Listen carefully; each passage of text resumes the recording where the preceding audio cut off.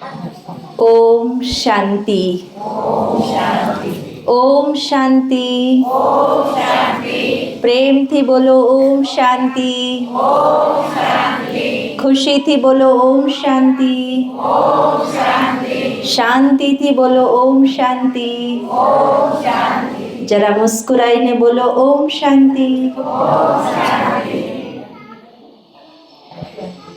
सर्वशक्तिवान, विश्व कल्याणकारी, विश्व रचयिता, परम कृपाळु, परम वंदनीय, परम पिता, परमात्मा शिव, जे આજે આ ખંભાળિયા ગામની પાવન ભૂમિ પર 12 જ્યોતિર્લિંગમના સ્વરૂપે પ્રગટ થયા છે અને એનો ઉમંગ ઉત્સાહ આજે ખંભાળિયાની દરેક આત્માઓની અંદર જોવા મળે છે કે જ્યારે અત્યાર સુધી આપણે કોઈ મનુષ્યના સામૈયા કર્યા, કોઈ દેવી દેવતાઓના સામૈયા કર્યા, પણ આજે સ્વયં પરમાત્માના રથના સામૈયા કર્યા, એટલે કે ભગવાનના સામૈયા કર્યા.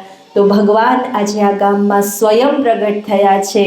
તો સૌથી પહેલાં જોરદાર તાળીઓથી આપણે આ સભામાં આ ગામની ભૂમિ પર પરમપિતા શિવ પરમાત્માનું ખૂબ દિલથી સ્વાગત કરીએ છીએ. સ્વાગત છે, સ્વાગત છે, સ્વાગત છે. આપ સર્વએ પણ ખૂબ જોશ અને ઉત્સાહથી ભગવાનને વધાવ્યા. તો આપના માટે પણ જોરદાર તાળીઓ કે આપે ખૂબ ઉમંગથી ભગવાનને આવકાર આપ્યો, ભગવાનનું સ્વાગત કર્યું છે. તો આપનું પણ સ્વાગત છે, સ્વાગત છે. આજે શિવ રથ પધાર્યો છે તો પરમાત્મા શિવની સુંદર મજાની કથા પણ આપણે અહીંયા સાંભળીશું. શિવ કથાનું રસપાન કરીશું. ખાલી કથાને સાંભળીશું નહીં, પણ શું કરશું? શું કરશું? રસપાન. રસપાન કરવું એટલે શું? ફક્ત સાંભળવું નહીં, પણ મનથી સાંભળવું અને દિલમાં ઉતારી દેવું, એને શું કહેવાય? રસપાન કરવું. તો તૈયાર છો બધા રસપાન કરવા માટે? હા. જેવી રીતે એમ કહેવાય છે કે ભગવાન શિવની જે તપસ્યા કરે ને એના ઉપર ભગવાન પ્રસન્ન થઈ જાય. તો આજે આપની સમક્ષ 12 જ્યોતિર્લિંગમ પ્રગટ થયા છે અને એમાંથી એક જ્યોતિર્લિંગમ આપણી સમક્ષ પણ ઉપસ્થિત છે. તો આપણે બધા જ અહીંયા 1 કલાક સુધી આપણું પૂરેપૂરું ધ્યાન અને પૂરેપૂરું મન ક્યાં લગાવીશું? ક્યાં લગાવીશું? પરમાત્મા શિવની ઉપર. આપણે શિવમય બની જશું, શિવની યાદમાં ડૂબી જશું અને ભગવાન શિવની કથાનું રસપાન કરતા કરતા આપણે એમાં સમાઈ જશું. બરાબર ને? તૈયાર છો બધા? હા, રસપાન કરવા. તો અહીંયા ત્યાં કંઈ પણ કોઈ આવે જાય, કોઈ બોલે, પણ આપણું ધ્યાન ક્યાં હોવું જોઈએ? ક્યાં હોવું જોઈએ? આ શિવલિંગ ઉપર. જો 1 કલાક તમે આવી તપસ્યા કરશો ને તો આજે હું ગેરંટી આપું છું કે તમારા મનને ખૂબ શાંતિ મળશે, ભગવાન પાસેથી તમને ખૂબ શક્તિ મળશે અને ભગવાન શિવ તમારા પર આજે પ્રસન્ન થઈ જશે. તો આવી તપસ્યા કરશો ને બધા? હા, પૂરી એકાગ્રતા સાથે. કોઈ આવે કોઈ જાય આપણે એને નથી જોવાના. આપણે શું કરવાનું છે? તપસ્યા કરવાની છે. શું કરવાનું છે? જો તપસ્યાને ભંગ કરવાના વિઘ્નો પણ આવશે, પણ આપણે વિઘ્નોમાં ફસાવાનું નથી. તો ચાલો આપણે શિવ કથાનો આરંભ કરીએ. તો આપણે સૌ નાનપણથી જ એક કવિતા સાંભળતા આવ્યા છીએ, એક ગીત ગાતા આવ્યા છીએ કે કોઈ મને કહો પરમેશ્વર કેવા હશે, કેવા હશે ને ક્યાં રહેતા હશે, ને ક્યાં રહેતા હશે ને પછી શું કરતા હશે. આપણા મનમાં પ્રશ્નો હતા ને, અને ઘણા વર્ષોથી, ઘણા જન્મોથી આપણે આ પ્રશ્નો પૂછતા આવ્યા. ભગવાનને પણ પૂછ્યા, મનુષ્યોને પણ પૂછ્યા, સાધુ સંત મહાત્માઓને પણ પૂછ્યા, પરંતુ હજી સુધી આપણા મનમાં એ પ્રશ્ન તો ઊભો જ છે. તો આજે આપણે આ બધા જ પ્રશ્નોનો જવાબ મેળવવાનો છે અને એના માટે આપણે આ સુંદર મજાની કથાનું રસપાન કરવાનું છે. જેનો પહેલો પ્રશ્ન છે કે કોઈ મને કહો પરમેશ્વર કેવા હશે. કેવા હશે? વિચારવા જેવી વાત છે કે દુનિયામાં આજે બધાને કેવા ગમે છે કે જે બહુ સુંદર લાગતા હોય એવા જ ગમે છે ને. લોકો કોને પસંદ કરે? ખાલી બહારથી સુંદર કે અંદરથી સુંદર? હા ને, આજકાલ તો ખાલી બહારની સુંદરતા જોવા મળે છે. પણ ભગવાનની મહિમામાં કહેવાય છે જે સત્યમ શિવમ અને સુંદરમ છે. તો પરમાત્મા આ સંસારમાં સૌથી સુંદરમાં સુંદર હસ્તી છે કે જે હંમેશા સત્ય છે, સનાતન છે, શિવમ છે, કલ્યાણકારી છે, જે સર્વ મનુષ્યાત્માનું ક્યારેય અહિત નથી કરતા, બધાનું કલ્યાણ કરે છે, જે અંદરથી પણ સુંદર છે અને એનું રૂપ પણ અતિ સુંદર છે. જ્યોતિર્મય બિંદુ સ્વરૂપ છે. કેવું છે પરમાત્માનું રૂપ? જ્યોતિ બિંદુ સ્વરૂપ છે. અને જ્યોતિ બિંદુ પરમાત્માની પૂજા કરવા માટે આપણા ભારત દેશમાં 12 જ્યોતિર્લિંગમની પ્રતિમાઓ બની છે ને. 12 જ્યોતિર્લિંગ. ભારતના ખૂણે ખૂણે શિવ મંદિરો આવેલા છે. એક પણ ગામ એવું નથી કે જ્યાં શિવનું મંદિર ન હોય. તમારા ગામમાં પણ હશે ને શિવાલય? દરેક ગામે જ્યોતિ બિંદુ શિવ પરમાત્માની પ્રતિમાનું સુંદર મંદિર શિવાલય આવેલું છે. તો પરમાત્મા શિવની પ્રતિમાને જોઈને વિચાર આવે કે બાકી બધા 33 કરોડ દેવી દેવતાઓ છે એ બધાનું રૂપ કેવું છે? તો કે આપણી જેવું શારીરિક આકાર છે, એને હાથ છે, પગ છે, નાક છે, કાન છે, મુખ છે ને. દેવી દેવતાઓની મૂર્તિ જોઈ છે ને આપણે, તો એમાં એ બધું જ છે. પણ શિવલિંગમાં એવું કાંઈ નથી. એવું કેમ હશે? હા બોલો, એવું કેમ હશે? કે પરમાત્મા કે જેને કોઈ હાથ, પગ, આંખ, કાન, નાક નહીં હોય કે હશે? વિચારવા જેવી વાત છે. અને કે પરમાત્મા જે જ્યોતિ બિંદુ સ્વરૂપ છે, એ જ્યોતિ બિંદુ સ્વરૂપ પરમાત્મા સૃષ્ટિ પર આવે છે તો એનું પોતાનું કોઈ શારીરિક આકાર નથી. એટલા માટે પરમાત્માનું રૂપ જ્યોતિર્લિંગમના રૂપમાં એની પૂજા કરવામાં આવે છે. તમે બધા જ દેવી દેવતાઓને ઓળખો છો. શ્રી રામના માત પિતા, શ્રી કૃષ્ણના માત પિતા, બધા દેવીઓને આપણે ઓળખીએ છીએ ને. પરંતુ વિચાર કરો કે ભગવાન શિવના માત પિતા કોણ છે? ભાઈઓ ખબર છે ભગવાન શિવના માત પિતા? બોલો, નથી ખબર ને? શું કામ નથી ખબર?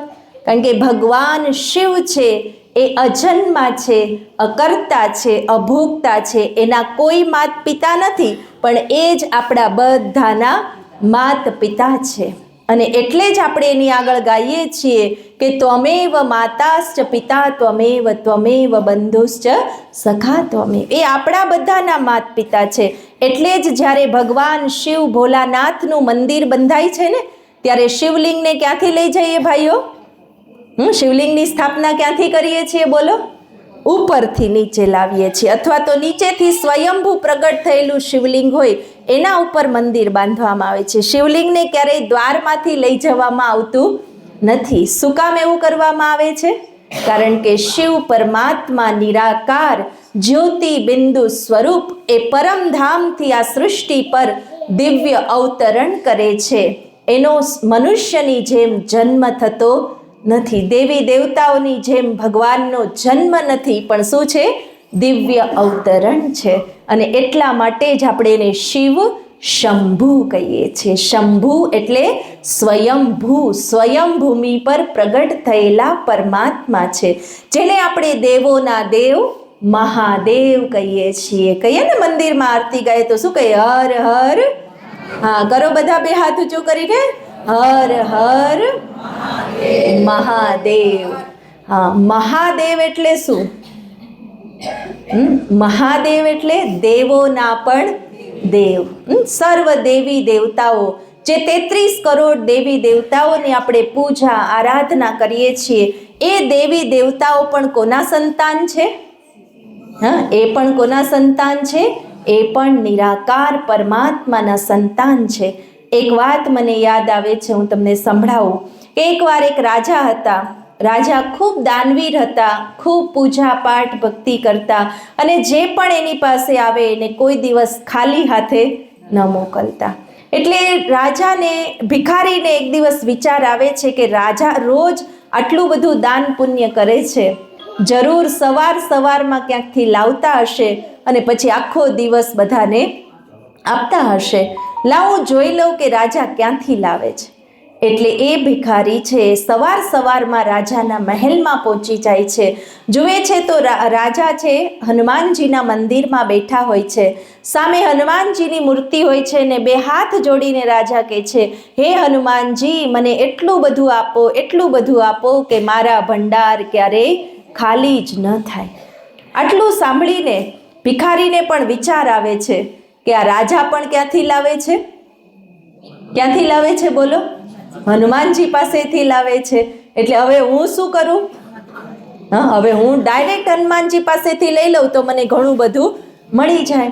એટલે ભિખારી હનુમાનજીની શોધમાં નીકળે છે અને એને શોધતા જાય છે આગળ તો શ્રી રામજીનું મંદિર આવે છે, જ્યાં શ્રી રામ, લક્ષ્મણ, જાનકી એ ઊભા હોય છે અને એના ચરણોમાં બે હાથ જોડીને કોણ બેઠું હોય છે? બોલો, રામ, લક્ષ્મણ, જાનકી. તો જોરથી બોલો જરા, રામ, લક્ષ્મણ, જાનકી. હા, તો હનુમાનજી કોના ભક્ત છે? હનુમાનજી શ્રી રામના ભક્ત છે. તો હનુમાનજી કોની પાસેથી લાવે? શ્રી રામ પાસેથી લાવે છે. તો વળી પાછો ભિખારીને વિચાર આવ્યો કે હનુમાનજી રામ પાસેથી લાવે, પછી રાજા હનુમાનજી પાસેથી લાવે, પછી હું રાજા પાસેથી લાવું. એના કરતાં હું શું કરું? સીધો હું રામ પાસે જાઉં તો મને ઘણું મળી જાય. તો શ્રી રામની શોધમાં એ નીકળે છે. શોધતા સાગર કિનારે જાય છે અને સાગર કિનારે જાય છે કે શ્રી રામેશ્વરમનું મંદિર હોય છે, જ્યાં શ્રી રામ પણ શું કરતા હોય છે? રામેશ્વરમ છે ને, આ 12 જ્યોતિર્લિંગમમાંનું એક છે રામેશ્વરમ, કે જ્યાં શ્રી રામ પણ સેતુ બંધ પાર કરતા પહેલા શું કરે છે? શિવની પૂજા કરે છે. શિવલિંગની સ્થાપના કરી એની પૂજા કરે છે અને એની ભગવાન શિવ પાસેથી શક્તિ લઈને રાવણ ઉપર વિજય પ્રાપ્ત કરે છે. તો રામના પણ ઈશ્વર કોણ? રામના ઈશ્વર કોણ? રામેશ્વર ભગવાન શિવ છે. અને એટલે જ કહેવાયું છે દેવોના દેવ મહાદેવ. ભિખારી ક્યાંથી લાવે? રાજા પાસેથી. રાજા ક્યાંથી લાવે? હનુમાનજી પાસેથી. હનુમાનજી ક્યાંથી લાવે? રામ પાસે. રામ ક્યાંથી લાવે? આપણે ક્યાંથી લાવીએ? આપણે પણ કોઈને કોઈ દેવી દેવતાઓની પૂજા તો કરીએ છીએ ને. આપણા ઈષ્ટ દેવી છે, આપણા ઈષ્ટ દેવતા છે, બધાના ઘરમાં છે ને એક. તો એ ઈષ્ટ દેવી છે એને પણ આપણે શું કહીએ છીએ? શિવ શક્તિની આરતી જે કોઈ ગાય. ગાવ છે ને. દેવીઓ કોની શક્તિઓ છે? દેવીઓ પણ ભગવાન શિવની શક્તિઓ છે અને દેવતાઓ પણ દેવોના દેવ મહાદેવ છે. એટલે જ કીધું કે સર્વ દેવી અને દેવતાઓના પિતા એ એક પરમાત્મા શિવ છે. એટલે જ 33 કરોડ દેવી દેવતાઓ પણ એના ઈષ્ટ પરમાત્માને યાદ કરે છે. તો પરમાત્મા કેવા છે? એ કલ્યાણકારી છે, જ્યોતિબિંદુ છે, સત્યમ શિવમ સુંદરમ છે. એ શાંતિના, સુખના, આનંદના, પ્રેમના સાગર છે. જ્યારે સાગર હોય ને એ ક્યારેય ખૂટે નહીં. તો આપણા મનની ગાગરને આપણે ક્યાંથી ભરશું? સાગરમાંથી. આપણને જ્યારે શાંતિ જોઈએ, ખુશી જોઈએ, પ્રેમ જોઈએ, ક્યાંથી લાવીશું? સાગર પાસેથી. પરમાત્મા સાગર છે. પરમાત્મા દુઃખ હરતા, સુખ કરતા છે. પરમાત્મા સર્વનો ઉદ્ધાર કરનાર છે. એવા પરમાત્મા શિવ છે, જેના માટે કહેવાયું છે કે ઊંચા તેરા નામ, ઊંચા તેરા ધામ ઓર ઊંચા તેરા કામ. ભગવાનનું નામ પણ ઊંચું છે, ભગવાનનું ધામ પણ ઊંચું છે, તો ભગવાનનું કામ પણ ઊંચામાં ઊંચું છે. તો એ પરમાત્મા કોણ છે? એ તો સમજાઈ ગયું કે પરમાત્મા એક છે, જે જ્યોતિ બિંદુ સ્વરૂપ પરમાત્મા શિવ છે.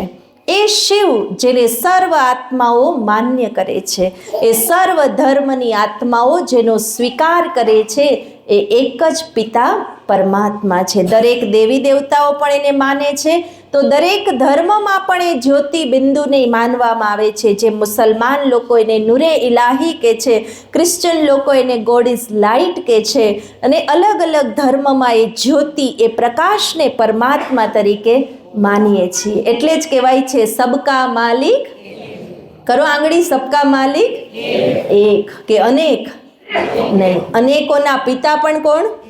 એક. આ સંસારમાં કરોડો આત્માઓ છે ને, કેટલી છે અત્યારે? 850 કરોડ. એ કરોડો આત્માઓમાં કોઈ પુણ્યાત્મા છે, કોઈ પાપાત્મા છે, કોઈ સંતાત્મા છે, કોઈ ધર્માત્મા છે, કોઈ મહાત્મા છે, કોઈ દેવાત્મા છે. એ બધાના પિતા તો એક પરમાત્મા છે. એટલા માટે પરમાત્મા હંમેશા એક વચન કહેવાય છે, પરમાત્માઓ નથી કહેવાતા. ભગવાનો સાંભળ્યું છે? ભગવાન કેટલા? એક કે અનેક? હા, ભગવાન એક વચન શબ્દ છે કે ભગવાન હંમેશા એક જ હોય છે ને એક પિતા પરમાત્મા છે. જેનું નામ ઊંચું છે, એના નામની પાછળ નાથ અને ઈશ્વર શબ્દ લગાડીને ઘણા બધા એના ગુણ અને કર્તવ્ય પ્રમાણે નામ બતાવવામાં આવ્યા છે. જેમ આપણે 12 જ્યોતિર્લિંગમાં જોઈએ છીએ, સોમનાથ, વિશ્વનાથ, કેદારનાથ, ઓમકારેશ્વર, મહાકાલેશ્વર. આમ નાથ અને ઈશ્વર જેની પાછળ લાગે છે, દરેક નામ કોના છે? ભગવાન શિવના. વ્યક્તિના ક્યારેક જેવા નામ હોય એવા ગુણ ન હોય, પણ ભગવાનના તો જેવા નામ એવા ગુણ, જેવા કામ એવા ગુણ છે. એ પરમાત્મા એક છે. નામ ભલે અલગ કે છે ને, હરિ તારા નામ છે 1000 નામ છે, પણ હરિ 1000 નથી.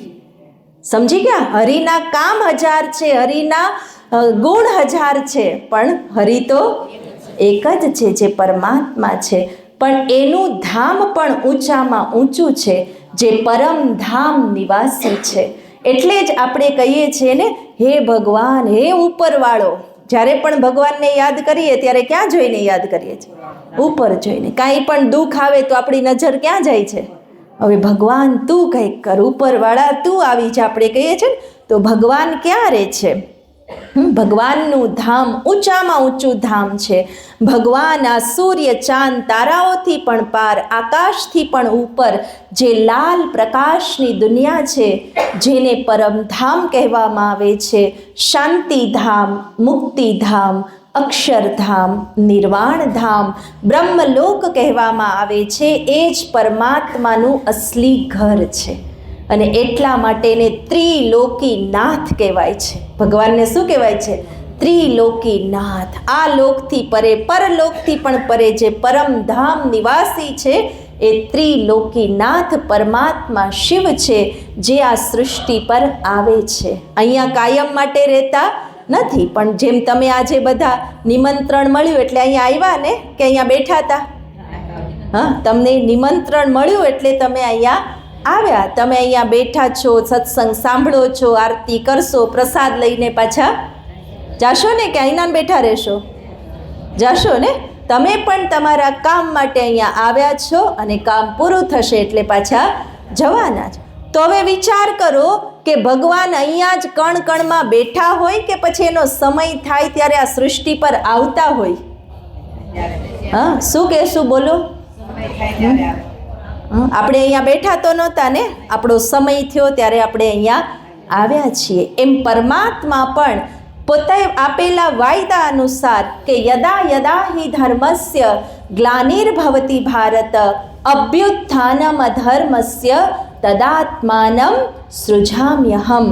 એટલે કે જ્યારે જ્યારે આ ભારત ભૂમિ પર અતિ ધર્મની ગ્લાનિ થાય છે, ત્યારે અધર્મનો નાશ કરી સતધર્મની સ્થાપના કરવા માટે હું આ ભારત ભૂમિ પર આવું છું, કે હું અહીંયા બેઠો છું.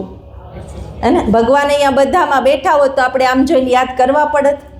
ભગવાન આપણી અંદર બેઠા હોત તો આપણે દુઃખી થાત? હા, વિચાર કરો. આપણે દુઃખી હોત, આપણે ગુસ્સો કરતા હોત, ભગવાન આપણી અંદર હોત તો આપણે રોતા હોત? હા કે ના? તો બોલો, આપણે કેવા હોત? ભગવાન આપણી અંદર જ બેઠા હોત તો આપણે કેવા હોત? એકદમ ખુશખુશાલ હોત, શાંત હોત, સુખી હોત તે.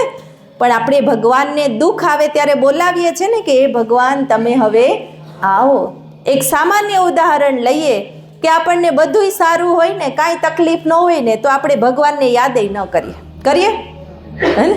ક્યારે વધારે ભગવાન યાદ આવે? હા, માની લો કે તમને શરીરમાં કાંઈ તકલીફ નથી, તમે ડૉક્ટર પાસે જાશો? હા, એમનેમ નહીં જાઓ, પણ થોડી ઘણી શરદી થઈ તો તમે પહેલાં શું કરશો? નહીં, સીધા નહીં જાઓ ડૉક્ટર પાસે. થોડી ઘણી, હજી તો છીકો આવવા માંડીને એક બે ઉધરસ આવી તો તમે શું કહેશો? હા, સીધા ભગવાનને યાદ નહીં કરો. શું કરો પહેલાં? સૌથી પહેલાં શું કરો? છીક આવેલું, હા, ગરમ પાણી કરો, કોગળા કરો, હે, એવું કરો ને. ઘરગથ્થુ બામ લગાવો, આ બધું કરો ને. આ ઘરગથ્થુ ઉપચાર કરો. તોય શરદી ન મટે તો તમે શું કરો? હા, તો શું કરો? ગામમાં જે ડૉક્ટર હોય ને એની પાસે જાઓ. તોય શરદી ન મટે તો શું કરો? હા, અમરેલી વયા જાઓ. પછી શું કરો? હા, અમરેલીવાળા ડૉક્ટરથી ન સારું થાય તો હા, તો એમ કે હવે અમરેલીવાળા ડૉક્ટર એમ કે રાજકોટ જવું પડશે, તો ત્યાં જાય. પછી એમ કે ના ના અમદાવાદ જવું પડશે, ત્યાં જાય. એના સ્પેશિયાલિસ્ટને મળવું પડશે, તો એ કરીએ છીએ ને. આપણી શરદીને મટાડવા આપણે બધા ઉપાય કરીએ છીએ કે નહીં? ભગવાનને તો પછી યાદ કરીએ, પણ પહેલાં બધા ઉપાય તો આપણે કરીએ જ છીએ. એવી જ રીતે આ સૃષ્ટિ ઉપર પણ જ્યારે કોઈ દુઃખ નહોતું, કોઈ અશાંતિ નહોતી, કોઈ લડાઈ ઝઘડા નહોતા, ત્યારે ભગવાનને યાદ કરવાની જરૂર નહોતી. કરતા હતા ભગવાનને યાદ. અને આજથી 5000 વર્ષ પહેલાંનો સમય યાદ કરીએ કે જ્યારે આ ભારત ભૂમિ માટે કહેવાય છે કે જहाँ डाल डाल पर सोने की चिड़िया करती थी बसेरा वो ભારત દેશ છે મેરા. કે જ્યારે આ ભારત ભૂમિ સોનાની ચિડિયા સમાન હતી, કે જ્યાં સંપૂર્ણ સુખ, શાંતિ, પવિત્રતા, સર્વ સંપત્તિ, બધા જ પ્રકારનું સુખ હતું, એવો સમય જ્યારે હતો ત્યારે કોઈ ભગવાનને યાદ નહોતું કરતું. શું કામ? કારણ કે ત્યાં દુઃખ હતું જ નહીં કે જેથી ભગવાનને યાદ કરવા પડે. દરેક આત્મા જે સર્વગુણ સંપન્ન, 16 કળા સંપૂર્ણ હતી, જે મર્યાદા પુરુષોત્તમ, જેને દેવી અને દેવતા કહેવાતા હતા, જેને આપણે આજ સુધી ગાઈએ છીએ કે દરેક બાલક મોહન સમાન, દરેક બાલિકા રાધા સમાન, દરેક નર શ્રી નારાયણ અને નારી શ્રી લક્ષ્મી સમાન હતા. ક્યાં હતા? ઉપર હતા કે આજ ભારત ભૂમિ પર? હા, કૃષ્ણ ક્યાં આવ્યા? આજ ભારત ભૂમિ પર. રામ ક્યાં આવ્યા? આજ ભારત ભૂમિ પર. તો આ ભારત ભૂમિનો સમય એવો હતો કે જ્યાં સંપૂર્ણ સુખ, શાંતિ હતી, જ્યાં દુઃખ, અશાંતિ, ચિંતા, ક્રોધ, બીમારી, લડાઈ, ઝઘડા આવું કોઈ પણ નામ નિશાન ન હતું. જ્યારે આત્માની બેટરી ફૂલ ચાર્જ હતી. જેમ આપણે મોબાઈલ વાપરીએ છીએ ને, તો આપણે સવારે ઉઠીને શું કરીએ? પહેલું કામ હા, ચાર્જમાં મૂકવાનું. ન કરીએ તો ન ચાલે, કરવો પડે ચાર્જ. શું કામ કરવો પડે? હા, આખો દિવસ ચલાવો છે એટલે ચાર્જિંગ તો કરવું જ પડે. બસ એ જ રીતે જ્યારે આત્માની બેટરી, જ્યારે પરમધામથી આત્મા સૃષ્ટિ પર આવીને, ત્યારે આત્માની બેટરી પણ કેવી હતી? ફૂલ ચાર્જ હતી. એટલે આત્માને કોઈ દુઃખ, અશાંતિ, ચિંતાની બીમારી હતી નહીં. એવો સમય 2500 વર્ષ ચાલ્યો. સતયુગ અને ત્રેતાયુગ. શ્રી લક્ષ્મીનારાયણ અને શ્રી રામ સીતાનું રાજ્ય આ ભારત ભૂમિ પર થઈ ગયું. 33 કરોડ દેવી દેવતાઓનો જન્મ ક્યાં થયો? ક્યાં થયો? વિદેશમાં, અમેરિકામાં, લંડનમાં. ક્યાં થયો? તો આપણે ક્યાંના છીએ? તો આપણને ખુશી થવી જોઈએ ને. આપણા ભારત દેશ માટે એકવાર જોરદાર ગૌરવપૂર્ણ તાલી વગાડો કે આપણે એ ભારત ભૂમિના રહેવાસી છીએ કે જે ભારત ભૂમિમાં ભગવાન અવતરિત થાય છે, જે ભારત ભૂમિમાં 33 કરોડ દેવતાઓનો જન્મ થાય છે, જે ભારત ભૂમિમાં હજારો સંતો, મહાંતો, ધર્માત્માઓ આવી ગયા, એવી પવિત્ર ભારત ભૂમિ જેના કણ કણમાં પવિત્ર વાઇબ્રેશન ફેલાયેલા છે, એ ભારત દેશના આપણે રહેવાસી છીએ. તો આપણને ગૌરવ થવું જોઈએ ને કે આપણે બધા કોણ છીએ? ભારતવાસી છીએ અને ભારતમાં રહેનારા છીએ. તો આ જ ભારત ભૂમિ 2500 વર્ષ સુધી સ્વર્ગ સમાન હતી. કેવી હતી? કેવી હતી? સ્વર્ગ સમાન હતી, જ્યાં કોઈ દુઃખનું નામ ન હતું. પણ 2500 વર્ષનો સમય વીત્યા બાદ જેમ જેમ આપણે મોબાઈલ વાપરતા જઈએ તો બેટરી વધે કે ઘટે? ઘટે ને, બેટરી ઓછી થાય ને. એમ જેમ જેમ આપણે જન્મ લેતા ગયા, દેવાત્માઓ જન્મ લેતા ગયા એમ આત્માની શક્તિ ઓછી થતી ગઈ. એટલે દ્વાપર યુગથી આત્માની બેટરી અડધી થઈ ગઈ. અને બેટરી અડધી થઈ ગઈ ને એટલે રોગ લાગુ પડ્યા. કામ, ક્રોધ, લોભ, મોહ અને અહંકાર, આ 5 વિકારો દરેક આત્માની અંદર, દરેક નર અને નારીની અંદર 5 વિકારોએ પ્રવેશ કર્યો. અને કહેવાય કે રાવણનું રાજ્ય શરૂ થયું છે ને. આજે દરેક નર અને નારીમાં શું છે? કામ વાસનાઓ છે, ક્રોધ અતિ જઈ રહ્યો છે, લોભ અને મોહ પણ મારું મારું મારું કરી રહ્યો છે, અને અહંકાર હું પણ બતાવી રહ્યો છે. ઈર્ષા, આળસ, નફરત, આ બધી જ બીમારીઓ આત્માને લાગુ પડી. અને જેમ જેમ બીમારી આવે એટલે ડૉક્ટરને શોધવાનું શરૂ કરીએ ને, તો જેમ જેમ આત્માને બીમારી લાગી એમ બધાએ શું કર્યું કે ભગવાનને શોધવાનું શરૂ કર્યું. દ્વાપર યુગમાં સૌથી પ્રથમ રાજા વિક્રમાદિત્યએ સોમનાથનું સોનાનું મંદિર બનાવ્યું. સાંભળી છે ને કથા કે સૌથી પહેલું જ્યારે સોમનાથનું મંદિર બન્યું ત્યારે કેવું હતું? સોનાનું મંદિર અને હીરાનું શિવલિંગ, એવું સુંદર મંદિર બન્યું. સૌથી પહેલાં ભારતમાં 12 જ્યોતિર્લિંગની સ્થાપના થઈ. કારણ કે સુખ આપ્યું હતું તો પાછા એ જ યાદ આવે ને. દુઃખના સમયે પાછું કોણ યાદ આવે? જેણે આવું સુખ આપ્યું હતું. એટલે ભગવાન શિવની પૂજા દરેક શહેરમાં, દરેક ગામમાં શરૂ થઈ.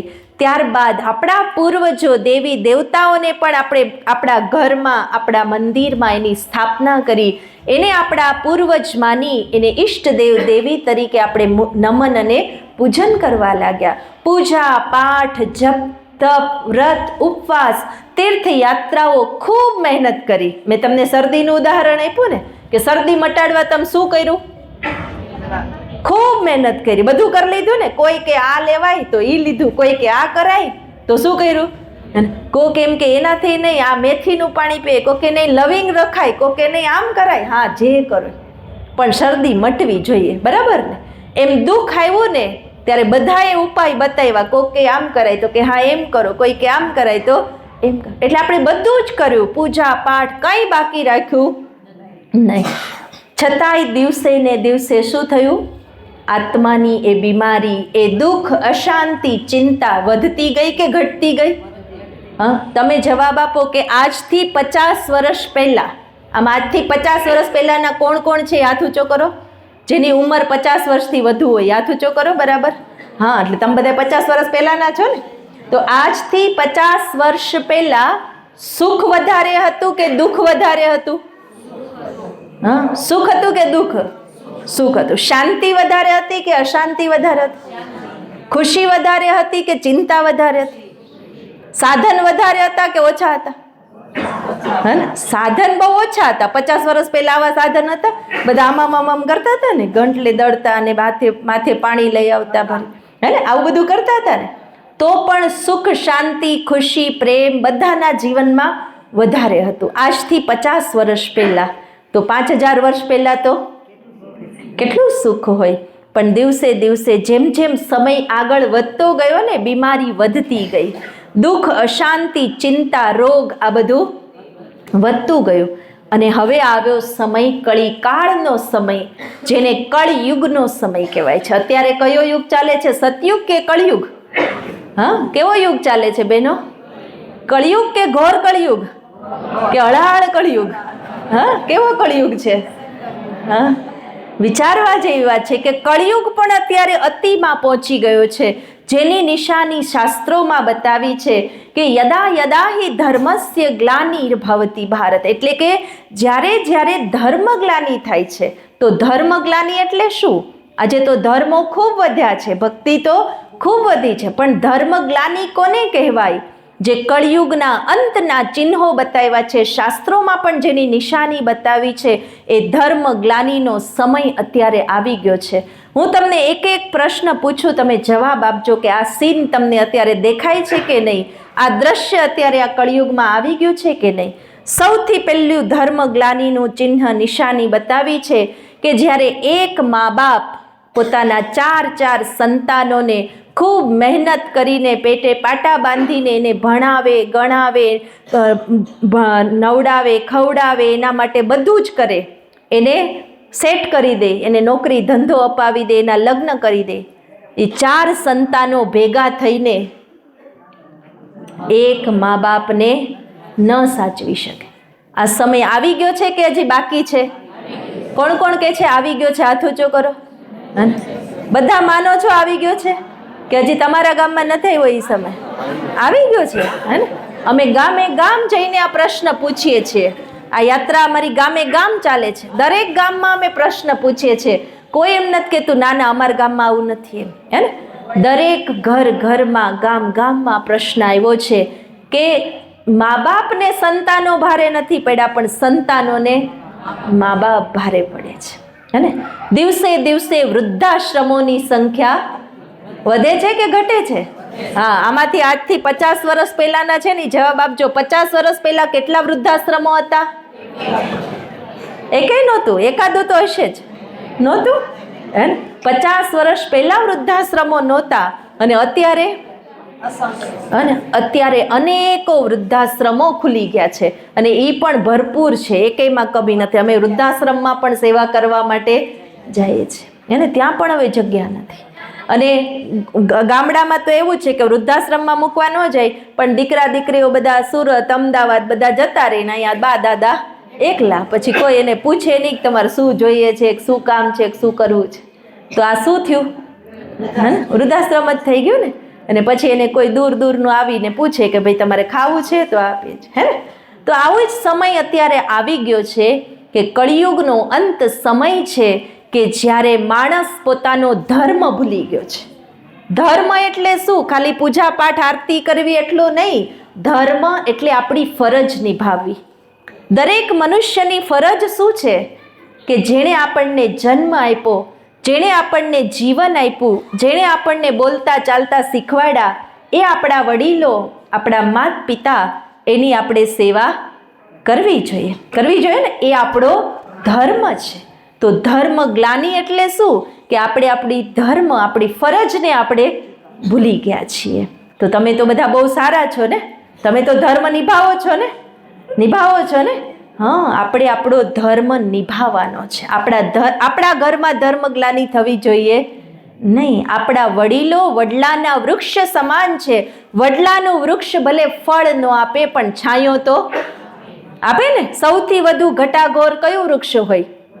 વડલો છે. તો એમ વડીલો ઘરમાં બેઠા હોય, એ ભલે કંઈ પૈસા ન કમાઈ દે, ઘરમાં કંઈ કામ ન કરી દે, એ ખાલી બેઠા હોય ને તો પણ એ ઘર ઉપર છત્ર છાયા છે. એમ સમજવું કે આ ઘરનો વડલો છે અને વડલાની છાયામાં આપણે બધા જીવીએ છીએ. તો છાયાને કાપી નાખીએ તો શું થાય? શું થાય બોલો? છાયો જ કાપી નાખીએ, વડલો જ કાપી નાખીએ તો શું થાય? તડકો આવી જાય ને, જીવનમાં વિઘ્ન આવે, પરિસ્થિતિ આવે, દુઃખ આવે. અને એટલે જ કીધું છે લેલો દુઆએ મા બાપ કી તો ગઠરી ઉતરેગી પાપ કી. બહેનો માટે સાસુ સસરા શું છે? હા, એ જ મા બાપ છે ને. કારણ કે તમે એ તમારું ઘર છોડીને અહીંયા આ ઘરમાં આવ્યા છો, તો જે ઘરના વડીલ છે એ જ તમારા માટે વડલો છે, મા બાપ છે. એની દુઆઓ લઈએ ને તો એ જ આપણો સાચો ધર્મ છે. એને ખુશ રાખીએ, એને પ્રેમથી જમાડીએ, એના આશીર્વાદ લઈએ. એ આપણી પાસે બીજું કાંઈ નથી માગતા. એ શું કે બસ બેટા મારી સાથે પ્રેમથી બોલો અને 2 ટાઈમ જમવાનું આપો એટલે ઘણું છે, હે ને? તો આપણે એ વડીલોના આશીર્વાદ લઈએ. આ પહેલું ચિહ્ન ધર્મ ગ્લાનિનું દેખાય છે કે હજી વાર છે? બધાઈને દેખાય છે. આ પહેલી નિશાની. ભગવાનને આવવું પડે કે ન આવવું પડે હવે આવા સમય? બીજી નિશાની બતાવી છે કે જ્યારે માણસને ખાવા માટે રોટલો નહીં મળે તો ચાલશે, પણ વ્યસન અને ફેશન વગર નહીં ચાલે. તો છે આ નિશાની કે નહીં? હા ભાઈઓ, તમારા ગામમાં છે કે નથી આવી નિશાની? હે ને? છે ને. વ્યસન અને ફેશને આજે માણસને ગાંડો કરી દીધો છે, હે ને? માણસ પોતાનું સદબુદ્ધિ કે સદવિવેક વાપર્યા વગર વ્યસન અને ફેશનની પાછળ દોડે છે. એમાં ભાઈઓ વ્યસન પાછળ અને બહેનો છે ને. આજે સૌથી વધુ ખર્ચ શેની પાછળ થાય છે? લોકો એમ કહે ને પૈસા નથી, ક્યાં જાય છે પૈસા? જો પૈસા ક્યાં જાય છે? એક તો ગલ્લામાં ને બીજું પાર્લરમાં જાય છે ને. અને વધુમાં વધુ આજે જઈ રહ્યા છે. એક દુઃખની વાત છે કે જે વ્યસનોથી આપણું શરીર બગડે છે, બગડે ને ભાઈઓ, કે સુધરે, તંદુરસ્તી વધે ને? માવા ખાવાથી, સિગારેટથી, શરાબથી તંદુરસ્તી વધે કે ઘટે? ઘટે, હે ને? ઘટે ને. બીજું આપણું શરીરનું નુકસાન, આપણા મનનું નુકસાન. મન એને વશ થઈ જાય છે. એમ કે ને માવા વગર ન ચાલે. ઘણા ભાઈઓ કે બેન ખાવા નહીં દો તો ચાલશે, 2 દી રોટલી નહીં મળે ને તો ચાલશે, પણ 1 કલાકે માવો ન મળે ને તો કંઈક થવા માંડે. એમ કે ને કંઈક થવા માંડે. એટલે મન એને વશ થઈ ગયું છે, મન એનું ગુલામ થઈ ગયું છે, અને એટલે તમને એના વગર ચાલતું નથી. તો તમારું મન મજબૂત કહેવાય, મક્કમ કહેવાય કે નબળું કહેવાય? હે ને? તમે ડાળીને પકડી રાખી છે, તમે માવાને પકડી રાખ્યો છે કે માવાએ તમને પકડી રાખ્યા છે? હા, કોઈક ડાળીએ પકડીને ઊભું હોય, લટકતું હોય ને કોઈ એમ કે મને છોડાવો, આ ડાળીએ મને પકડી રાખ્યો, તો બધાય દાંત કાઢશે ને. શું કહેશે? તે ડાળીને પકડી છે, તું છોડી દે તો છૂટી જાય. તો આપણે શું કહેવાનું? કોણે માવાને પકડ્યા છે? હા, કોણે બીડી, સિગારેટ, શરાબને પકડ્યા છે? આપણે પકડ્યા છે. તો છોડવું કોણે પડે ભાઈઓ? ભાઈઓ બોલતા નથી. સંભળાય તો છે ને, અવાજ તો આવે છે ને ભાઈઓની, એટલે સ્પીકર. હા, તો શું કરવું પડશે? જો આજે ભગવાન ભોળાનાથ છે ને તમારા ગામમાં આવ્યા છે, ભગવાનની ઉપર આપણે કડવો, આંકડો ને ધતુરો ચડાવી દઈએ છીએ ને, તો આજે આપણા વ્યસનોને આપણે ભગવાન ઉપર અર્પણ કરી દેશું. ઘણા શું કે ભોળાનાથે ભાંગ પીધી, આપણે પીવો, હે ને? ભોળાનાથે કઈ ભાંગ પીધી નથી, પીવડાવી છે. ભગવાને જ્ઞાનની ભાંગ પીવડાવી છે. કે ને ભાંગ પીવે તો નશો ચડે. એટલે શિવરાત્રિમાં તો બધાય શું કરે? ખૂબ પીવે, હે ને? ઈ નશો નહીં, ઈ નશો નુકસાનકારક નશો છે. ભગવાને એવો નશો કરવાનું નથી કીધું. ભાંગ એટલે શું? કે જે આ શરીરના ભાનને ભૂલાવે એવી ભાંગ, કે જે પોતાના આત્મભાનમાં સ્થિત કરે, હા, જે ભગવાનની યાદમાં મનને એકાગ્ર કરે એવી ભાંગ. ઓલી ભાંગ પીને તો શું થાય? માણસ બધું ભૂલી જાય, હે ને? તો ભગવાન એવી ભાંગ આપણને પીવાનું કહેતા નથી. રોજ ભગવાનની જ્ઞાનની ભાંગ પીવો ને તો આ દેહનું ભાન ભૂલાઈ જાય. તો આ વ્યસનો આજ અર્પણ કરશું કે નહીં? ભગવાનની ઉપર કંઈક તો ચડાવવું પડશે કે નહીં ભાઈઓ? કે એમને મોકલી દેશું પાછા ભગવાનને? અને આપણા વ્યસનોનો આંકડો અને ધતુરો આપણે ભગવાન ઉપર ચડાવવાનો. અને બહેનો પાસે શું છે? શું છે બહેનો?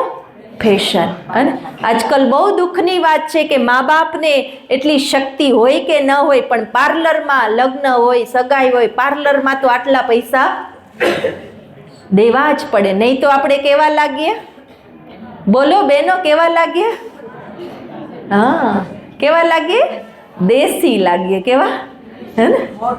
હા, આપણે મોડર્ન બનવું છે ને કે દેશી બનવું છે? હે ને? કેવા બનવું છે? તમારા ઘરમાં બધાના ઘરે કુળદેવીનો ફોટો છે ને? કોના કોના ઘરે છે? હાથ ઊંચો કરો. કુળદેવી, માતાજી. હા, બધાના ઘરે માતાજી છે ને? તો એ માતાજીનો ફોટો તમે જોયો છે, મોડર્ન છે કે દેશી છે? હા, કોના કોના ઘરે મોડર્ન માતાજી છે? હા, ટૂંકા ટૂંકા કપડાવાળા, નામ વેરાયટી પ્રકારના વાળ ને આમ લાંબા લાંબા નખવાળી માતાજીનો ફોટો કોની કોની ઘરે છે? હાથ ઊંચો કરો. કોઈને ઘરે ને? કોકની ઘરે તો હોવી જોઈએ. હો, નથી? તો આ બધી કોણ બેઠી છે?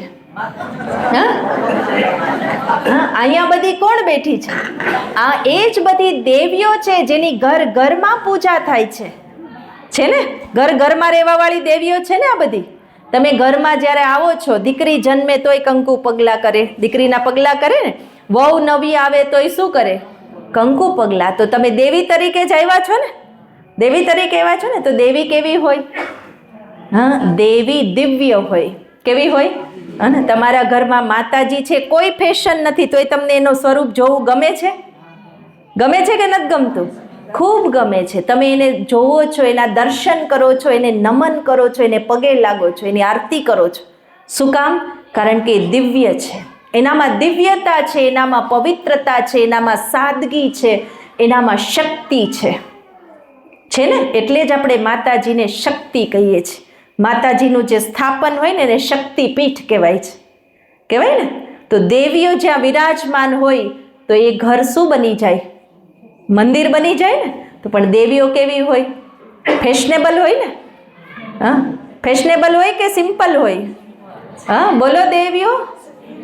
હા, પણ આજે દેવીઓને શું થાય? હું સિમ્પલ રહીશ તો લોકો મને ગણશે નહીં.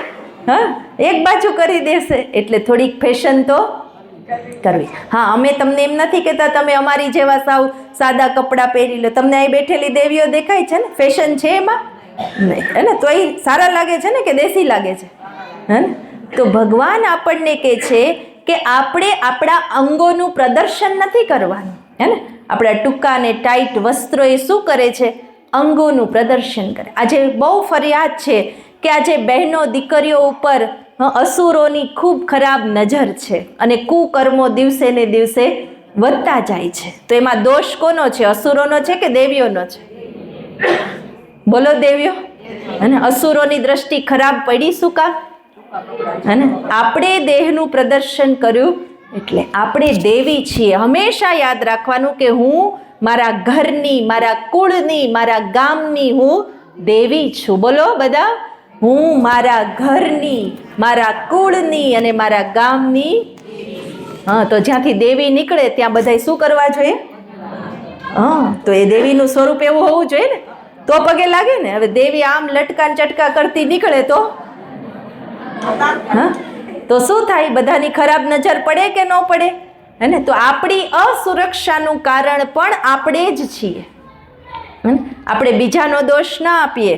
આપણી અસુરક્ષા, કોઈની કુદ્રષ્ટિનું કારણ પણ આપણે જ છીએ. આપણે આપણા શક્તિ સ્વરૂપમાં સ્થિત થઈએ. હે ને? દેવી આમ વરદાન યાદ કરે ને તો ઓલો અસુર હોય ને એ નમન કરવા માંડે, અસુર પગમાં પડી જાય છે ને. જોયું છે તમે આવું બધું દેવીઓની સિરિયલો? અને તો આપણે એવી દેવી બનીએ, એવી શિવ શક્તિ બનીએ, ભગવાન શિવને આપણી સાથે રાખીએ અને ભગવાનને સાથે રાખીને આપણું એવું સરસ જીવન બનાવીએ કે કોઈની કુદ્રષ્ટિ આપણા ઉપર ન પડે. જે આપણને જુએ એ આપણને નમસ્કાર કરે, એને દિલથી આપણને સન્માન આપે. એવી દેવી બનવું છે? કોને કોને બનવું છે? હાથ ઊંચો કરો. કરો કરો કરો. કોને કોને બન? હા, આગળવાળી દેવીઓ કરો કરો કરો. હા, આવી દેવી આપણે બનવાનું. ફેશનેબલને કોઈ દેવી કહેશે નહીં.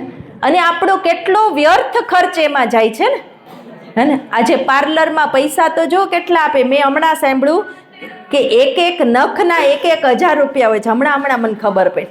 અને એ ખોટો નખ હો પાછો. હે ને? ખોટો નખને સજાવવાના એક નખના 1,000. ઓહો, મેં કીધું અમે તો વધી જાય તો કાપી નાખીએ છીએ ખોટા. હે ને? કારણ કે દેવી આમ આવેલી ન હોય. અસુર હોય ને એ લાંબા નખવાળા હોય. તો દેવી તો કેવી હોય? હે ને? મર્યાદિત હોય ને. તો આપણે શું બનવું છે? દેવી. આજથી પાક્કું કરી લઈએ કે મારે મારા ઘરની, મારા કુળની, મારા ગામની મારે દેવી બનવાનું છે. અને ભાઈઓએ શું બનવાનું છે? વ્યસન મુક્ત દેવતા બનવાનું છે. કોને કોને બનવું ભાઈઓ? દેવતા. હા હા, પાછળવાળા ભાઈઓ હાથ ઊંચો કરો. કોને કોને બનવું છે? હા, આ ભાઈઓ હાથ ઊંચો કરી શકે સ્ટેજ ઉપર વાળે. હે ને? કે આપણે શું બનવાનું છે? આપણા ઘરના, આપણા કુળના, આપણા ગામના કુળ દેવતા બનવું છે ને. હે ને?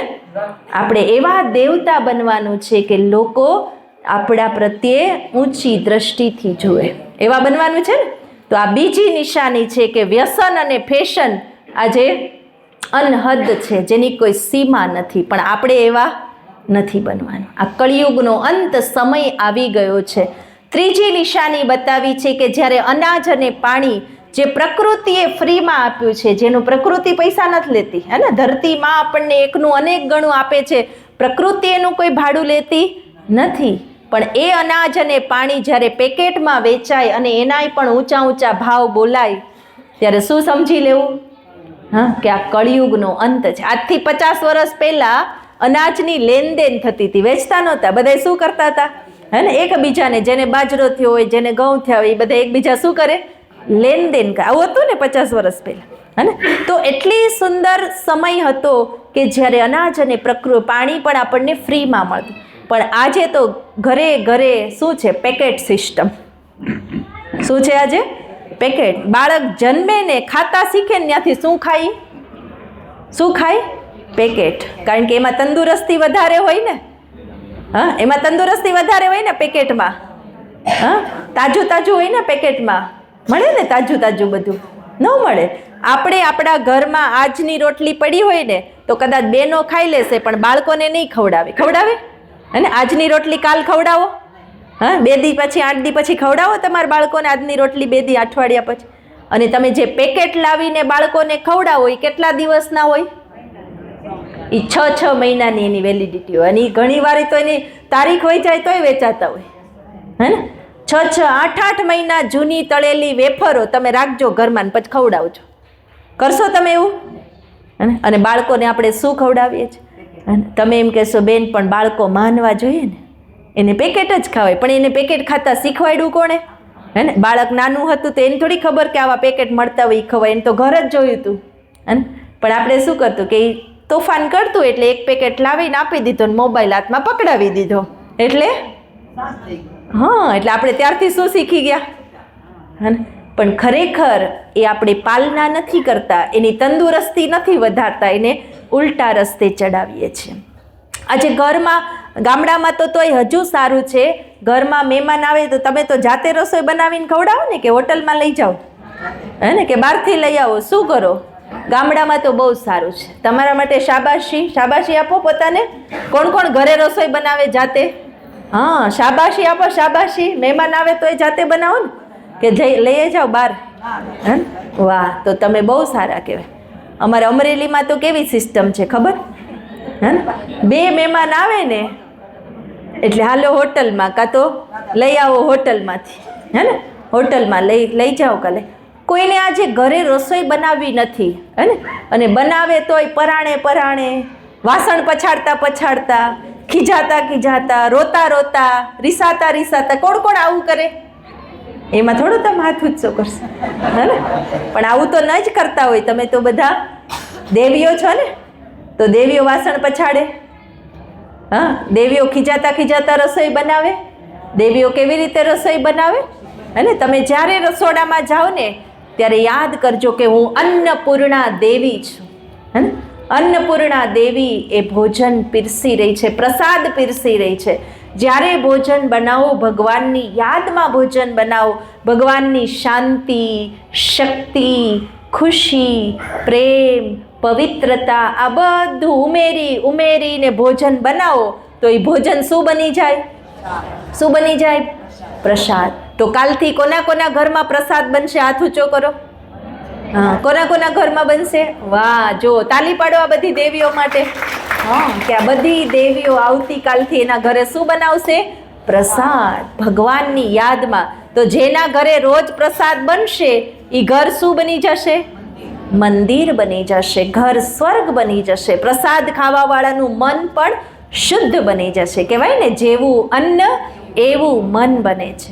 તો જ્યારે તમે ભગવાનની યાદમાં ભોજન બનાવો તો ભોજન શુદ્ધ બને છે અને ખાવાથી મન પણ શુદ્ધ બને. એટલે જેટલું બને એટલું બાળકોને પણ ઓછું બહારનું ખવડાવો, પેકેટ નહીં ખવડાવો, હે ને? એને સમજાવો કે આ પેકેટ તાજા નથી હોતા, પેકેટથી આપણે બીમાર પડીએ. બાળકોને તમે સમજાવો ને તો એ સમજી જાય, એટલે પણ એને પ્રેમથી સમજાવવા પડે કે આ પેકેટ હોય ને એમાં જીવડા હોય, આ પેકેટ હોય ને એમાં ખાઈએ ને તો પેટમાં દુખે, આ ખાઈએ ને તો માથું દુખે, આ ખાઈએ ને તો ઉલટી થાય. એવું તમે એને સમજાવી દો ને તો એ સમજી જાય. એને 1-2 વાર 4 વાર થોડીક જીદ કરશે, એકાદ વાર રોશે, પણ તમે એને સમજાવી દેશો ને તો એ માની જશે.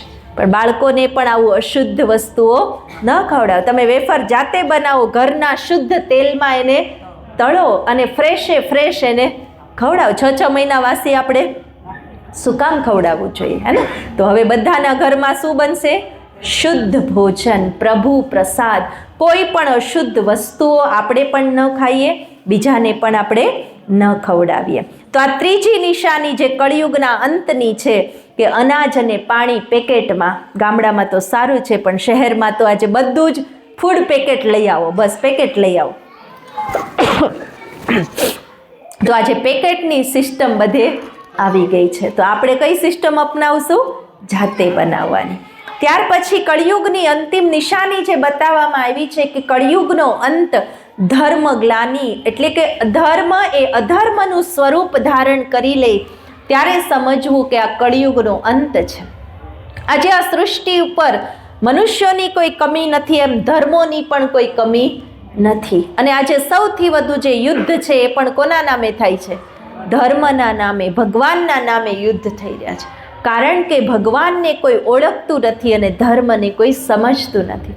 આપણે સમજી ગયા કે ભગવાન એક છે, સબકા માલિક એક છે, તો એક પિતાને ઓળખવાની જરૂર છે, એના નામે ઝઘડો કરવાની જરૂર નથી. એ એક પિતાને જ્યારે આપણે ઓળખી લઈએ ને ત્યારે આપણને પૂરેપૂરી એના પર શ્રદ્ધા બેસી જાય છે.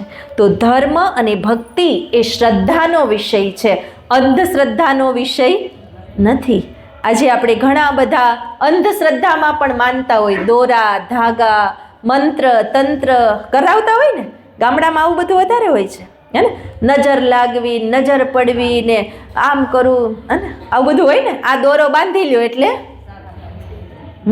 તો કોની નજર પડી, કોને નજર લાગે? જે ભગવાનની નજરમાં સદાય રહે ને, જે ભગવાનની છત્ર છાયામાં સદાય રહે ને, એને કોઈની નજર ન લાગે. એટલે આપણે શું અભ્યાસ કરવાનો છે કે ભગવાન મારી સાથે છે, મારી ઉપર ભગવાનની છત્ર છાયા છે, ભગવાનની નજર સતત મારી ઉપર છે. જેમ આપણે ક્યાંય પણ જઈએ ને તો કોઈ પણ મોટી બિલ્ડિંગ હોય, હોસ્પિટલ હોય, સ્કૂલ હોય તો ત્યાં કેમેરા લગાડ્યા હોય હે ને, સીસીટીવી હોય ને, પછી એમાં શું લખ્યું હોય? હા, કે તમે સીસીટીવી કેમેરાની નજર હેઠળમાં છો, એવું લખ્યું હોય ને.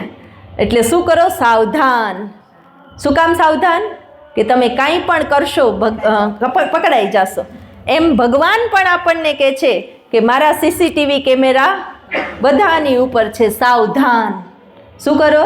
ઘણા કહે ને કોણ જોવે છે, કોને ખબર છે, જે કરવું હોય એ કરો, મન ભાવે એ કરો. નહીં, આપણે શું યાદ રાખવાનું કે આપણે સતત ભગવાનના કેમેરાની નજરમાં છીએ. આપણે હંમેશા સારું કર્મ કરીએ, શ્રદ્ધા ભાવથી કર્મ કરીએ, અંધશ્રદ્ધાથી કોઈ કામ ન કરીએ, અને એવું સત્કર્મ કરીએ કે જે ભગવાનને ગમે. હે ને, આપણે કેમ લોકોને ગમે એવું કરીએ છીએ ને, પણ આપણે ભગવાનને ગમે એવું કર્મ કરવાનું છે, જેથી ભગવાનની સતત નજર આપણી ઉપર વરસતી રહે. અને જેના ઉપર ભગવાનની નજર પડે એના ઉપર ક્યારેય કોઈની કુદ્રષ્ટિની અસર થઈ શકે નહીં. એટલે દોરા ધાગા મંત્ર તંત્ર આ એક શ્રદ્ધા નથી પણ અંધશ્રદ્ધા છે. પણ જે ભગવાન ઉપર પૂરી શ્રદ્ધા રાખે ને એ ભગવાન એની રક્ષા જરૂર કરે છે. તો આ બધી જ નિશાનીઓ કળિયુગના અંતની આપણે જોઈ રહ્યા છે. જોઈ રહ્યા છો કે નહીં? તો હવે કળિયુગનો અંત આવી ગયો કે હજી વાર છે? શું લાગે છે બહેનો? આવી ગયો. તો ભગવાનને આ સૃષ્ટિ પર આવવું પડે કે ના આવવું પડે? હા, તો હું આજે આપને ખુશ ખબર આપું છું કે છેલ્લા 90 વર્ષથી ભગવાન આ સૃષ્ટિ પર અવતરિત થઈ ચૂક્યા છે. ભગવાન આવશે ને, આવી ગયા છે. આ નજર નિશાનીઓ તો આપણી સામે દેખાય છે ને. તો ભગવાન શિવ નિરાકાર જ્યોતિ બિંદુ સ્વરૂપ એક સાકાર માધ્યમ પ્રજાપિતા બ્રહ્માના શરીરનો આધાર લઈ અને સત્ય જ્ઞાન અને રાજયોગ મેડિટેશન શીખવાડી રહ્યા છે. પરમાત્મા સૃષ્ટિ પર આવીને બ્રહ્મા કુમારી બહેનો દ્વારા જન જન સુધી આ જ્ઞાન પહોંચાડી રહ્યા છે. આજે અમે આપના ગામમાં શું કામ આવ્યા છીએ? કે પરમાત્મા આવી ગયા છે એની ખુશ ખબર તમને બધાને આપવા માટે આવ્યા છીએ. કે ભગવાન આવ્યા છે તો ભગવાન કરી શું રહ્યા છે? ઘણા એમ કે ને ભગવાન આવ્યા તોય આટલું દુઃખ અશાંતિ કેમ છે? ભગવાન આવ્યા તોય શાંતિ કેમ નથી થતી? થાય ને આવો પ્રશ્ન. તો જેમ આપણું જૂનું મકાન હોય, માની લો 50 વર્ષ જૂનું હોય, આપણે બધાય મહેનત કરતા હોય કે એને રંગ રોગાન કરીએ, એને થોડુંક પ્લાસ્ટર કરી દઈએ, કે એને થોડીક આમ બધી ફેસિલિટી એમાં રાખી દઈએ તો સારું થઈ જાય. પણ છતાંય જૂનું એ તો જૂનું. હવે 50 વર્ષ થઈ ગયા છે એટલે ગાબડા તો પડે જ. એટલે પછી આપણે શું કહે, રોજ રોજ રિપેરિંગ કરવું એના કરતાં શું કરીએ? જૂનું પાડી દઈએ ને નવું બનાવી લે. તો ભગવાન આવીને શું કરે છે? અને ભગવાન આવીને એનું કર્તવ્ય કરે છે કે આ જૂની કળિયુગી દુનિયા છે, એટલે જ ભગવાનને શું કહેવાય છે કે શિવરાત્રિમાં આવે છે. ભગવાનના જન્મ દિવસને શું કહેવાય છે? શિવરાત્રિ. હમણાં આવે છે ને આવતા રવિવારે. કોઈનો જન્મ રાત્રે હોય કે દિવસે, પણ એ જન્મ દિવસ કહેવાય. ભગવાન શિવની રાત્રિ કહેવાય. રાત્રિ શું કામ કહેવાય છે? કારણ કે આ ઘોર કળિયુગી અજ્ઞાન અંધારી રાત્રિમાં ભગવાન આ સૃષ્ટિ પર આવે છે. ભગવાન દિવસે નથી આવતા. ક્યારે આવે? રાત્રે આવે ને. રાત્રે આવીને શું કરે? અંધકારને દૂર કરે. એટલે કે આ ઘોર કળિયુગની નિશાની જે આપણે જોઈને, હવે ભગવાન શું કરે છે? આ ઘોર કળિયુગને જ દૂર કરે છે.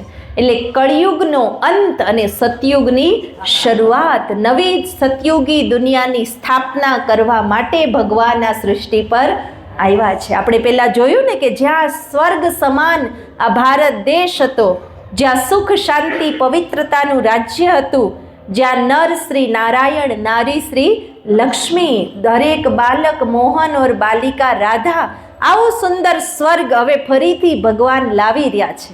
તો તમારે બધાએ આવવું છે સ્વર્ગમાં? વિઝા જોઈએ છે? ભગવાન સ્વર્ગના વિઝા આપવા માટે આવ્યા છે. એટલે જ અમે તમારા ગામમાં આવ્યા છીએ કે ભગવાન વિઝા આપે છે, તમારે લેવા છે. હા, કોને કોને લેવા છે? હાથ ઊંચો કરો. સ્વર્ગના ઘણાઈને બીક લાગે, આજ જ વિયા જાઉં તો પાછા બીતા નહીં. વિઝા તો અગાઉ લેવા પડે ને, તૈયારી કરવાની હોય એટલે, હે ને? વિઝા મળે પછી તૈયારી થાય ને. તો ભગવાન આવ્યા છે સ્વર્ગના વિઝા આપવા માટે. એટલે કે આપણને ફરીથી મનુષ્યમાંથી, અસુરમાંથી દેવતા બનાવવા. કહેવાય ને કે આજે કાળા માથાનો માનવી છે ને, આજે માનવ પણ કહેવાને લાયક રહ્યો નથી. માનવ દાનવ બની ગયો છે. એ દાનવને ફરીથી માનવ અને માનવમાંથી દેવતા બનાવવા માટે ભગવાન આ સૃષ્ટિ પર આવી ચૂક્યા છે. જો આપણે ભગવાનને ઓળખી લઈએ, આપણે ભગવાનના બાળક બની જઈએ અને આપણે ભગવાનને રોજ યાદ કરવા માંડીએ, રોજ ભગવાનનું જ્ઞાન સાંભળવા માંડીએ, તો આપણે પણ કેવા બની જઈએ? કેવા બની જઈએ બોલો? રોજ ભણવા જાય તો એનામાં કંઈક તો પરિવર્તન આવે કે ન આવે? હે ને? તો આપણે પણ રોજ ભગવાનની સ્કૂલમાં ભણીએ, ભગવાનનું જ્ઞાન સાંભળીએ, રોજ ભગવાનને યાદ કરીએ, તો રોજ આપણામાં પણ એ પરિવર્તન આવે કે આપણે પણ મનુષ્યમાંથી દેવતા સમાન બનીએ, આપણા વિચારો શુદ્ધ બને, આપણું મન શાંત થાય, આપણું જીવન શુદ્ધ થાય, આપણું દુઃખ દૂર થાય, આપણને શક્તિ મળે, શાંતિ મળે, ખુશી મળે, સુખ મળે. એના માટે જ ભગવાન આ સૃષ્ટિ પર આવી ચૂક્યા છે. અને એટલા માટે રાજયોગ મેડિટેશન શીખવાડે છે. મેડિટેશન એટલે શું? મેડિટેશન એટલે હાથ ઉપર હાથ ને પગ ઉપર પગ રાખીને બેસી જાઓ, એ મેડિટેશન નથી. મેડિટેશન એટલે મનને ભગવાન સાથે જોડવાની વિધિ. વાતો કરતા આવડે? ચાલો વાતો કરો બધાય. હે ને? એમ કેવું પડે બસ હવે, હે ને? એટલી બધી વાતો આવડે ને. આપણને મનુષ્ય સાથે વાતો કરતા આવડે છે, ભગવાન સાથે આવડે છે? હે ને? કોની સાથે વાતો કરવાની છે હવે? ભગવાન. કારણ કે મનુષ્ય સાથે વાતો કરીએ ને તો આપણે કેવું પડે, હો તમને જ કહું છું પાછું, તમે કોઈને કેવું પડે છે ને મનુષ્યને. કારણ કે મનુષ્યનું આજે કોઈ નક્કી નથી. અને મનુષ્યને આપણે વાત કરી કે એ આપણું દુઃખ દૂર કરે ને આપણને શાંતિ આપે, એ વધારે ગુસ્સે થાય, તમે શું કામ આવું કીધું, તમે કેમ આવું? આપણે ગયા તા શાંતિ લેવા અને વધારે દુઃખી થઈ ગયા ને. એટલે આજે બધી જ આત્માની બેટરી છે ને ડિસ્ચાર્જ છે. તો હવે ચાર્જિંગ કોની પાસેથી કરવું? હા, ચાર્જિંગ કોણ કરશે બોલો? હા, ભગવાન સાથે જો આપણે જોડાઈ જઈએ ને, મનનો તાર ભગવાન સાથે જોડી દઈએ ને, તો આપણી બેટરી ચાર્જ થાય. તો જોડવી છે ને, પણ વાયરનું કનેક્શન થોડું ઘણું ઢીલું રહી જાય, કાં તો સ્વિચ પાડવાની બાકી રહી જાય, તો પણ ચાર્જિંગ થાય નહીં. તો પરમાત્મા આવીને આપણને જે રાજયોગ શીખવાડે છે, એટલે કે આપણે ખુદને આ શરીરથી અલગ એક આત્મા સમજીએ, એક ચમકતો સિતારો, જ્યોતિ બિંદુ. કારણ કે પરમાત્મા જ્યોતિ બિંદુ છે, એ આપણા પિતા છે. તો આપણે એના બાળકો કેવા હોઈએ? કેવા હોઈએ? જ્યોતિ બિંદુ. એ જ્યોતિ બિંદુ સ્વરૂપ આત્મા એ પરમાત્માની સાથે વાત કરે, પરમાત્મા સાથે મનને જોડે, તો પરમાત્માની શાંતિ, શક્તિ, ખુશી, આનંદ, પ્રેમ બધું જ એની અંદર આવી જાય. આવી શકે કે ન આવે? જેની સાથે તમે જોડાવ એની પાસે જે હોય એ તમારી અંદર આવે. કહેવાય ને સંગનો રંગ લાગે. લાગે ને? તો ભગવાન સાથે જોડાઈએ તો શું થાય? શું થાય બોલો? ભગવાનના સંગનો રંગ આપણને લાગે કે ન લાગે? અને તો મેડિટેશન એ જ છે કે આપણા મનને ભગવાન સાથે જોડીએ અને ભગવાન પાસેથી સ્વર્ગના વિઝા લઈએ. પણ વિઝા લેવા કંઈક અર્પણ તો કરવું પડશે ને, આપવું તો પડશે ને. ભગવાન એમને થોડી વિઝા આપી દેશે આપણને.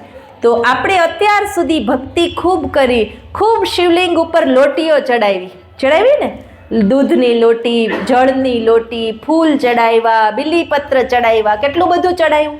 એ ખાલી બહારથી ચડાવ્યું હે ને, ઉપરથી ચડાવ્યું ને. હવે આપણે મનથી બધું અર્પણ કરશો મારી સાથે બધા?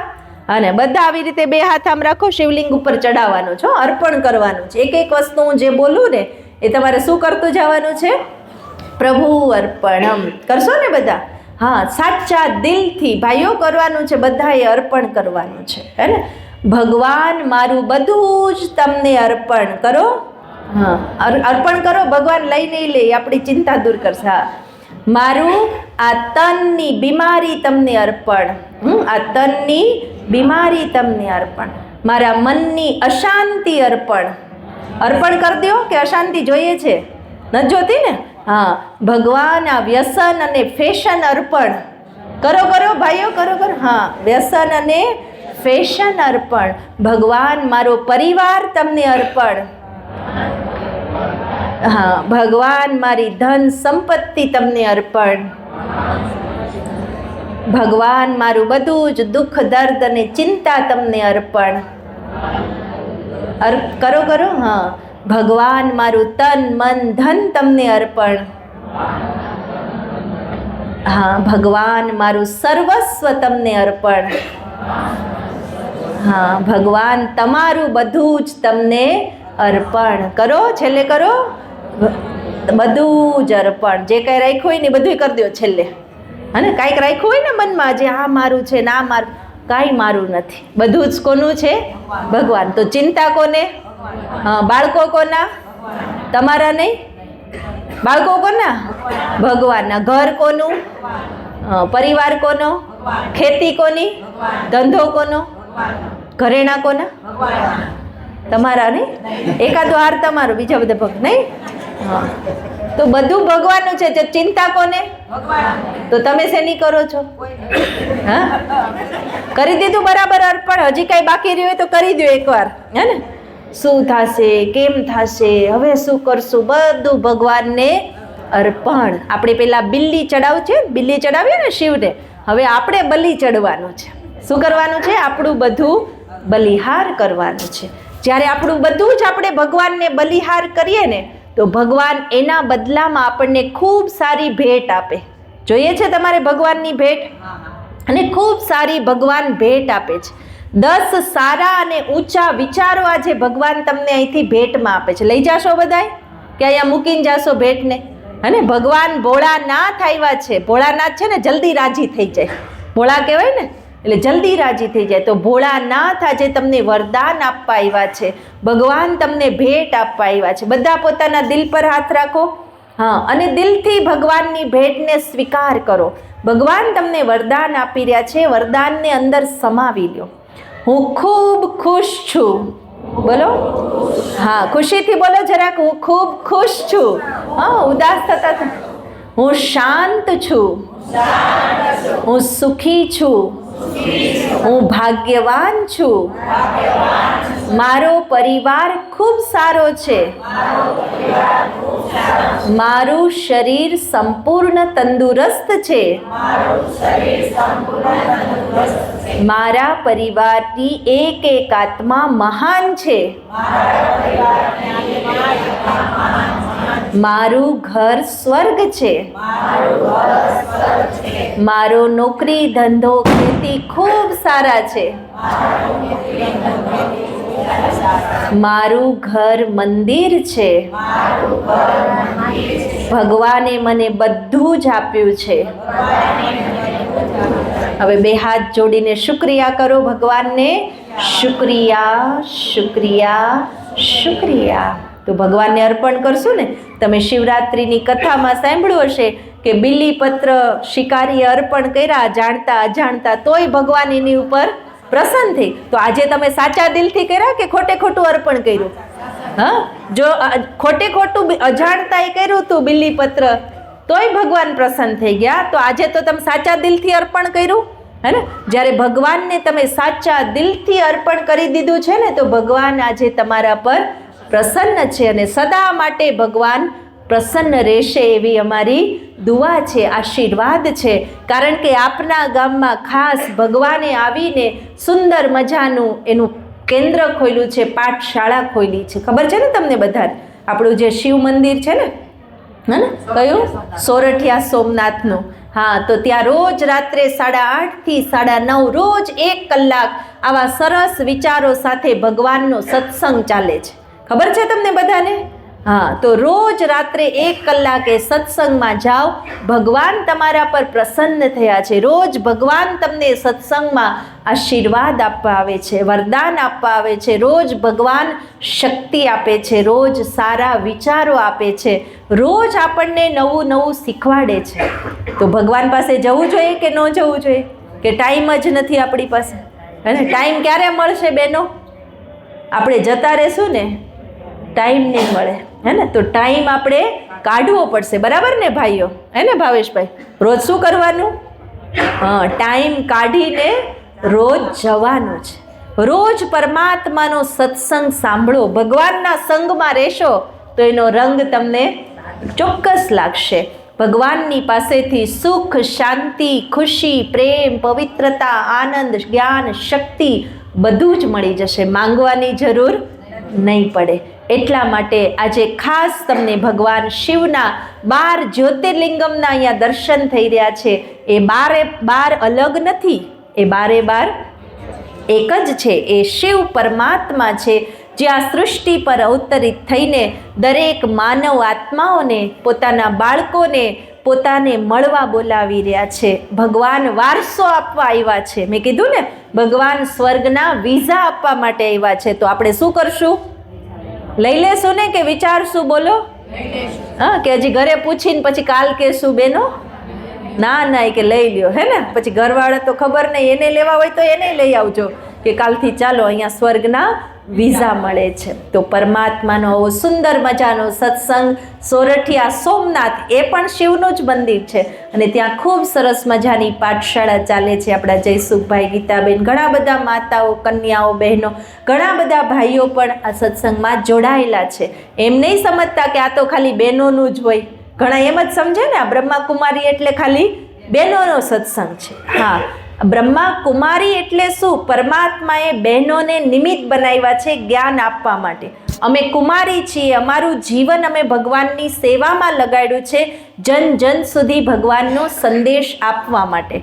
પણ એવું નથી કે અહીંયા ખાલી બહેનો જ આવે. આ તમે અમારી સાથે આવેલા જોઈ રહ્યા છો ને, સફેદ કપડાવાળા સેવાધારીઓ, બધા એકવાર ઊભા થશો. અને આ બધા મહાન ફરિશ્તાઓ છે, બધા ઊભા થાઓ છે. સફેદ વસ્ત્રધારી ફરિશ્તાઓ છે. આ બધા જ તમારી જેવા છે, ગ્રહસ્થમાં રહેવાવાળા. દેખાય છે બધા? હા, એ તમારી જેમ ઘર ગ્રહસ્થમાં રહે છે, નોકરી ધંધો કામકાજ કરે છે, બાળકોને સંભાળે છે, બધી જવાબદારી નિભાવે, વ્યવહાર કરવા જાય, બધું જ કરે છે. રોજ પરમાત્માનું જ્ઞાન 1 કલાક સાંભળે, મનને ભગવાન સાથે જોડે, મેડિટેશન કરે, અને જ્યારે જ્યારે આવી કોઈ સેવા હોય છે, પોતાનું તન, મન, ધન, સાધન બધું જ લગાવીને ભગવાનની સેવા કરે. તો આ મહાન આત્માઓ માટે એકવાર જોરદાર તાલીઓ. તો જો આ લોકો ગ્રહસ્થમાં રહીને બધું કરી શકતા હોય, તો તમે ન કરી શકો? કરી શકો કે ન કરી શકો? ઘરને સ્વર્ગ બનાવી શકો કે નહીં? ઘરને મંદિર બનાવી શકો કે નહીં? અને લક્ષ્મી અને નારાયણ બે સાથે જોડી હોય તો સારું રહે ને? હા, તો આમાં ઘણા બધા લક્ષ્મીઓ તો આવે છે એકલા એકલા, પણ નારાયણ નથી આવતા. તો એને પણ સાથે જોડાવા માટે નિવેદન છે કે જો અહીંયા મોટા ભાગના લક્ષ્મી નારાયણ આપની સમક્ષ આવ્યા છે, તો આવા સુંદર સ્વર્ગ આશ્રમમાં આપનું સ્વાગત છે. પરમાત્મા તરફથી આપને ફરી ફરી ઈશ્વરીય નિમંત્રણ છે કે આવી સુંદર પાઠશાળા અહીંયા ચાલી રહી છે, એમાં જરૂરથી જોડાવ. અને જ્યારે પણ અમરેલી આવો ત્યારે અમરેલીમાં પણ આપણું green park society, Keriya road ઉપર બાયપાસ પાસે આપણું સેવા કેન્દ્ર આવેલું છે. ભગવાન શિવનું સુંદર શિવાલય છે, તો એ શિવાલયમાં પણ આપને ખૂબ ખૂબ દિલથી સ્વાગત છે. અને પરમાત્માના દ્વાર પર આપ જરૂરથી પધારજો અને પરમાત્માનો સંદેશ જરૂરથી મેળવજો. ચાલો આપણે 3 મિનિટ આપણા મનને ભગવાન સાથે જોડીએ, મેડિટેશન કરીએ, એકદમ એકાગ્ર થઈ અને મનને શાંત કરીએ. ઓમ શાંતિ. બધા આંખોને બંધ કરશો અને મારી સાથે એ વિચાર અંદર બોલજો મનમાં અને અનુભવ કરતા જજો. ઓમ શાંતિ. અનુભવ કરો. બધા મનમાં અનુભવ કરજો, બોલશો નહીં. આ શરીરમાં બે આંખોની વચ્ચે જ્યાં આપણે તિલક કરીએ, ચાંદલો કરીએ, એ સ્થાન ઉપર હું એક ચમકતો સિતારો આત્મા છું. હું શાંત આત્મા છું. હું એકદમ શાંત આત્મા છું. શાંતિ મારો સ્વભાવ છે. શાંતિ મારો સદ્ગુણ છે. શાંતિ મારા સંસ્કાર છે. શાંતિના સાગર શિવ ભગવાનનું હું બાળક છું.